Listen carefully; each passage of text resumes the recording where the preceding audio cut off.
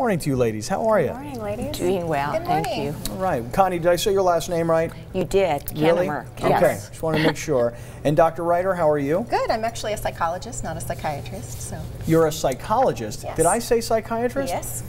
You know, I wouldn't even know the difference between the two. That's another segment for another time. Another conversation.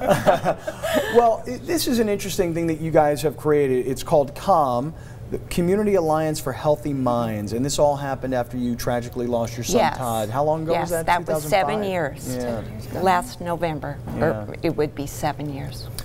And how's it going? I mean, it's got to be really rough, right? Well, it is difficult, but we are seeing that there's a lot of redemption as we come together with people like Dr. Ryder and so many that we've gathered together with. Well, how did that all happen? Because from what I was told, you guys around like the holidays would have things at your house, and then Yes. people would come over and explain to you that their children had mental health issues Yes. that unfortunately led to suicide in some cases or drug Right. addiction.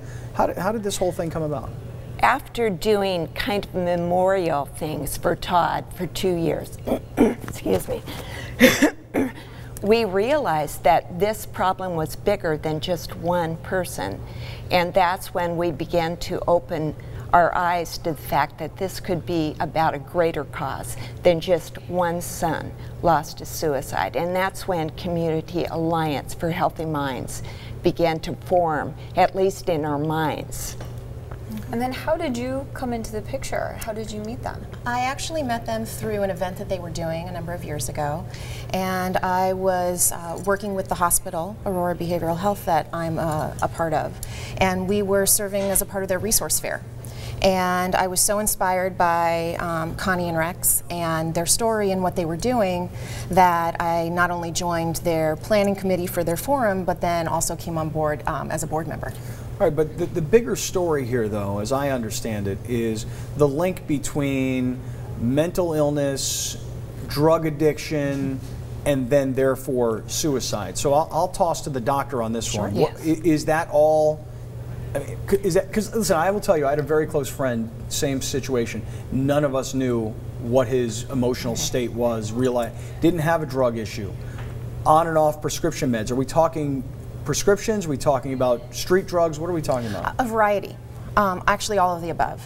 What we see is that individuals self-medicate because there's so much stigma. They don't want to seek treatment. They don't know where to go, and they're afraid to ask for help.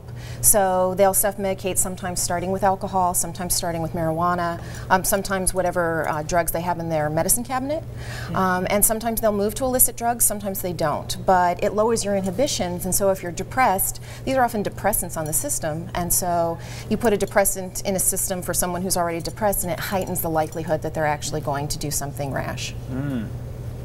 Okay, and so there are a lot of families that are watching right now who've maybe experienced the same thing Yes. that you and Rex have, Connie. And so what is now, just kind of get us back to Community Alliance for Healthy Minds, what are you guys doing? I'm going to let Susan, because I've heard what she's going to say. And it's pretty good, huh? It's good. All right, let's hear it. Well, we do a community forum annually, and it's really an opportunity to bring families and individuals who are struggling with mental illness or just mental health concerns and substance abuse together to bring resources to them so that they can learn information, they can learn skills, and they can really start to reach out and find support in a community atmosphere that's not shame-based, that's not stigmatizing, and it's just a wonderful day of hope and acceptance and love and a lot of really good clinical information as well. When is